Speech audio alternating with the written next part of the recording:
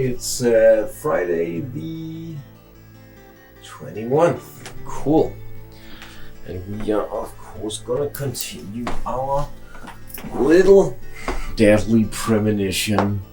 I don't know what we're calling it.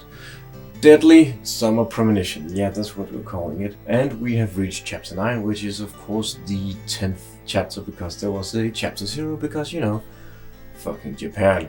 I believe now we are maybe going to see Becky, actually. Or maybe we're gonna go see Sally. This episode is very much about going and confronting these victims, these people that knew the murder victim and talking to them and seeing who they are, as well as it's learning all the different connections and how they sort of like work into each other, like we saw in the Diane chapter where we encountered both Olivia and Carol. So yeah, let's get into that. I had a chat with Diane. She said she was at the bar drinking with Nick at the time of the murder. We need to confirm her story. Let's talk to Nick at the diner.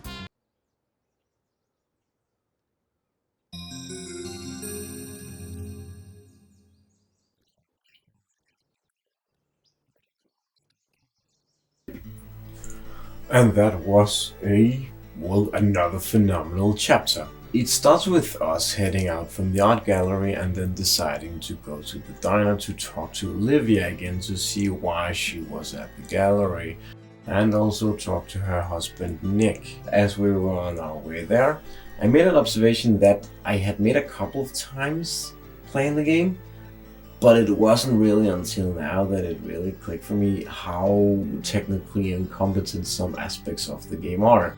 I mean, there's the obvious stuff like the animations being really rat-wank, you know, and all that, but there are no slopes in the game. The game doesn't know how to geometrically do this. So a hill is a series of straight edges, which means that when you are driving, your car's like bumping over these edges, and this is like a very hilly town. It has like hills that go like this and this and this, but in this game they go this. So as you're driving, you're constantly going over these little hills and doing these little whoop-de-loops, and it's very jarring, and it's curious because this originally started its life as a PS2 game, and slopes were a thing you can do on the PS2.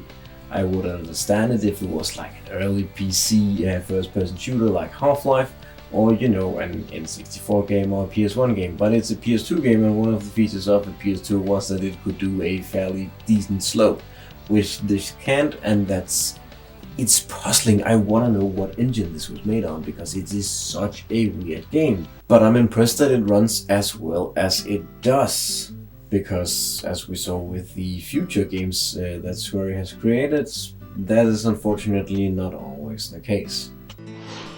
But we arrive at the diner, and it's just Emily and York this time. Georgie's headed off to do something else, God knows what. And they sit down and they get lunch. Emily, she orders a big fat steak because it's on the FBI's bill. Okay then, I'll go all out. I'll have the T-bone steak. And York, well, he orders, I don't know, remember what it is. A turkey and gravy sandwich. Sound good? Perfect. And it doesn't matter because Harry Stewart comes in and he's like, Mrs. Olivia Cormack, I am here for Mr. Stewart's lunch. I ordered this thing. Or rather, he whispers to Michael. And then Michael's like, I ordered this thing, so says Mrs. Stewart. And it's a weird ass sandwich that's like bread, jam, cereal, and turkey. And Yorkie's like, that's fucking disgusting, dude. Why the fuck are you eating that? And then Mrs. Stewart is like, it's really good, you should try it. And Yorkie's like, no, my intuition says that I shouldn't try it. And then Mrs. Stewart makes a pretty good point about how people who work in law enforcement and people who investigate murders shouldn't base decisions on their intuition because that would lead to false arrests or something like that. And that's pretty brilliant. And then York is like, well, I guess I should try it. And it turns out he really liked it.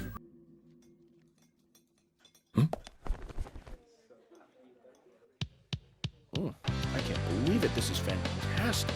After York's revelation that cereal, jam, and turkey apparently go pretty well together, he decides to go and talk to Nick.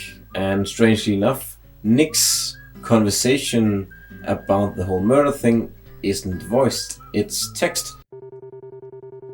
Which is something that we will see in the side missions if we end up doing them, but it's weird that a main mission has like a text blurb with no voice acting. And the stranger thing is that when we go talk to Olivia about like what Nick is doing with Diane, she is fully voiced and it's a full cutscene, unlike the texty blurb with Nick himself. That's right.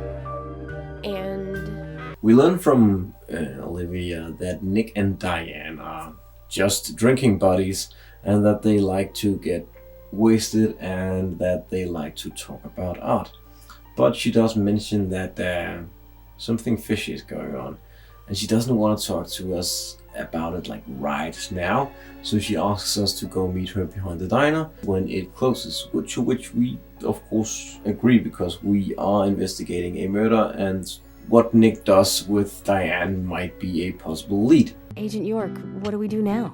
Mechanically, this is an opportunity for the player to go explore the town and do some side quests, but we got places to be. So York, he smokes some police branded cigarettes and then it's magically the diner's closing time.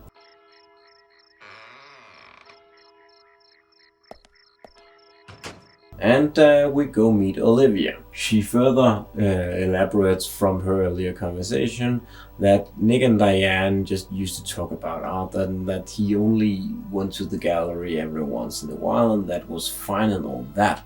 But lately he's been going every day and they've been drinking more and more and they've been spending more and more time together. And sometimes Nick doesn't come home until very early in the morning. And Olivia apparently decided to follow them one night/early morning, and after they were done at the bar, they apparently drove back to Diane's gallery. And then something spooky happened. Olivia was like a little bit away and she was in hiding so that she could see and spot their possible affair.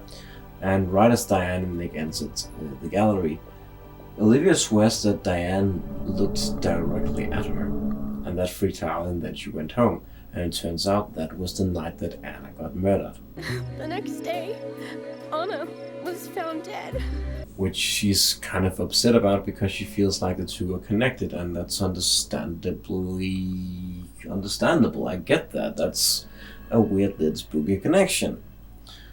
So we gotta go tail Nick because apparently he is heading straight to Diane's right from the diner closing.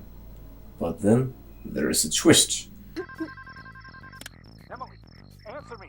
George calls on the radio even though radios don't call like that. I've just received word from Thomas at the sheriff's department. And he informs them that something is going on at Becky's house and it's very urgent, and there's even like a mention of the raincoat kill. So York and Emily have to completely abandon their mission to go tail Nick and see if he's possibly connected to the murders to go respond to the emergency at Becky's house. And that's when the chapter concludes. I'm heading over to Becky's. She lives in the big house over by the lake. Hurry! It's great. There's a lovely little bit of